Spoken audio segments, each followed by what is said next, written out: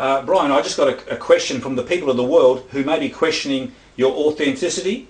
They may be questioning your methods and your motives and how real this is actually. Can you describe how people would be attracted to this work you're doing as a figurehead that you represent yourself as the head of the New Jerusalem? Can you say what would cause people to put their trust and faith in you at this point? Basically, this document here says it all. I turn the kingdom over to the people. It's already saying that in there. Okay. Right? So what my part is to tell you how to do it and authorise it.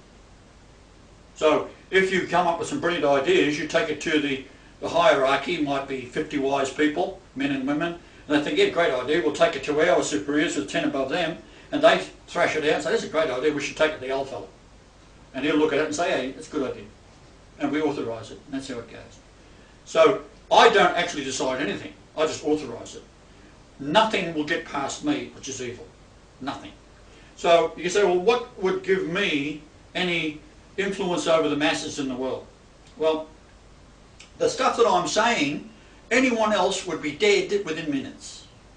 Can you give us an example of what's happened? Martin Luther King. No, for yourself. Malcolm X. Oh, they've tried to kill me many times. Can you describe one of the moments when they took that upon themselves to test you? The most diabolical one was a man that professed to be my friend, who was a Jewish scholar, and was quite bemused by the stuff that I was showing them. This is through the Israeli embassy, and he came over to stay with me for a while, and he said to me he'd like to me to get some food for that evening, and I was going to see my ex-wife at the time, which I'd go on every Tuesday, go see her, and across from where she lived was a small supermarket. And I asked him what would he like for his supper, and he said red salmon. Not pink salmon, red, he was specific. So when I finished visiting my ex-wife, I went across to this little supermarket, and I've got a photographic memory, nothing gets past me, right? And in this shop, which I normally knew everybody, there was all these other strangers and older people and several men that were bigger than me, and I'm a big man. And moustaches, typical Canadian RCMP in plain clothes, right? Following me about. So I finally locate this red salmon. I'm thinking there's something up here. Come back to the cashier, and she picks it up and she puts it close to her face, and she must have had myopia because she took her glasses off. Myopia is close-sightedness, right? And she looked at the 3 cans of red salmon, put them down, and she said to me, these are not the ones you want. Hello. She then walked away from her till. There's 2 big men, taller than me, standing behind me, and I'm sort of looking at those, giving them the once over. She takes off up the aisle, then comes back with 3 cans of red salmon. She said, these are the ones you want. So I paid the money, whatever it was, $7 or $8. I thought, this is a setup. So I take the cans, I get in my car, now I've got to drive back to where I was staying in a place called Coombs, which is over the Albany Highway on Vancouver Island, and through Mount Arrowsmith. So I get there, it's about 29 miles. So I get to the other side, go back into the trailer, caravan, that I had at that time, and this old Doc Hanson picks up the can, glasses off, same condition, myopia, very odd. And he reads it, he said, that's the one I want. He went through the cans, he said, that's the one I want. He said, while you get it ready, I will go and have a shower. Now this is in February in Canada, it's quite cold. So he gets his towel and out he goes over to the shower block. I open it up, right, feed it out. It's got an almond smell about it, so almond filled the room, cyanide. And I started eating it, and in it was these little glass vials, which looked like the bone of the salmon. And I bit on it, and it burnt my mouth. Cyanide. Cyanide, right? Filled the whole place with the smell. He comes back, and he looks in the window expecting to see me dead, and I'm still scoffing on the salmon, you see. So he opens the door thinking there's something wrong with the salmon, and then he gets a whiff of the cyanide, and he jumps back, and he says, oh, I forgot my towel, and he's got it in his hand, right? He said, that's all he could pick up saying, so he flashes back to the ablution block, and he said, oh, I'll be back. And off he goes muttering to himself. See? Finally he comes back and he's sort of sniffing around, and by that time he'd left the door open in the winter time in Canada. He never did it. See, all the smoke and the smell of the cyanide is gone. So he comes in and he looks at me, he looks at the tin, looks at the vials inside which still some remained, and he said, "You're Christ." And I said, "Who the fuck do you think I was?"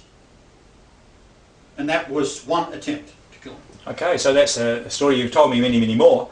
And miraculous stories, even when you've had a gun held at your head and they've pulled the trigger and nothing happened a few times. Right. Yeah. So these are wonderful things. So, but you know, apart from all of those miraculous things, because many of us in the world can cite many miracles that have happened, you know, in our own journey. Right. What would be a defining point to say this is why they will gather unto me? Because there's a timing. See, really what I'm saying is quite astounding, and I've got thousands of miracles out there, but people really, in particular women, don't need to have all this miraculous proof I've seen. They just have to look at me. They recognise me. And because of that, what I'm saying is that appeals to a woman's mentality, that women are equal to men. In fact, women are superior to men because they can have babies. And all human souls are female. Men don't like that, but they are. When a baby is conceived, for the first 6 weeks it's a female. The soul is female from then on. Then the genes kick in and will cause the male sexual organs to develop for reproduction. Yeah, okay, so Yahweh is male, everyone else is female. So it's a marriage. What you're saying is that you would be the seed to fertilise the soul, Absolutely. the feminine part of every human. Absolutely. So there would be like a coding, a chemical coding through an emanation from your own radiation signature perhaps to affect people? It's all angelic. It's angelic, but would people be predestined to the moment? Yeah. Could you describe that a little bit? Well, people who have lived before, because reincarnation is, it's actually 60 times you can find it in the Bible, even though the Bible has been altered dramatically to stop the Word of God getting to you. What it actually is telling you in parable form, the human soul is like silver tried in a furnace 7 times, and trying silver, what happens is you melt it and all the dross and shit comes to the top, you scoop it off. This would be demons, if you like. Yeah. In one person, when he is rid of his demons and he's born again, those same demons that was kicked out of him is in his family, waiting. Right? To jump back in. To jump back in. So when the baby is there, you got the uncle and the auntie and maybe the child molester in the family, gets that kid and does all these terrible things to that child, and that child then grows up with the same demonized spirit that was given up at death before, and might be 20 years later born into a new family that has got the same demon in them, and that child is worse than it was the time before. So therefore it's got to be cleansed again through the family, through hardship and suffering. So you don't have to come back 7 times, you can do it once. Usually it takes more than once. So when you are in the end time is all to do with crossing the Milky Way galaxy. And of course, line. things are escalating now. Simultaneously, all events are concurring at a faster pulse, a faster rhythm, and everything's coming in much quicker now. That's right. Time is speeding up. And time is actually determined by the gauze rate of the Milky Way galaxy. And as we look at a magnet, the gauze is very, very condensed at the tip where it goes out and then spreads around to the South Pole from the North Pole. Well, we're going through that very heavy gauze. We're not going through the loose gauze down here. So we're at the heavy part. So time cycles are much more time is speeding up. Compacted, eh? Time is speeding up. Going through time cycles much more quickly. That's right. So people out there like yourself are doing marvellous work. You're putting stuff on the internet and you do your little bit.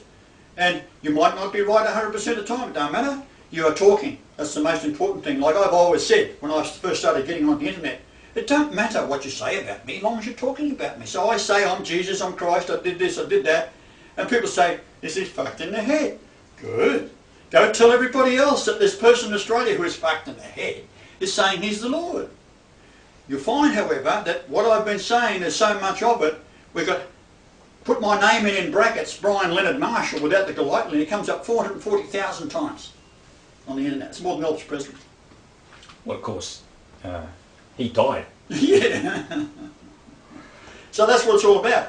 It's getting the word out there and knowing by watching what I've been doing all for many years that I've been on the internet that I've never ever stopped talking the same thing. 100% trustworthy. Okay, Brian, we'll make another one and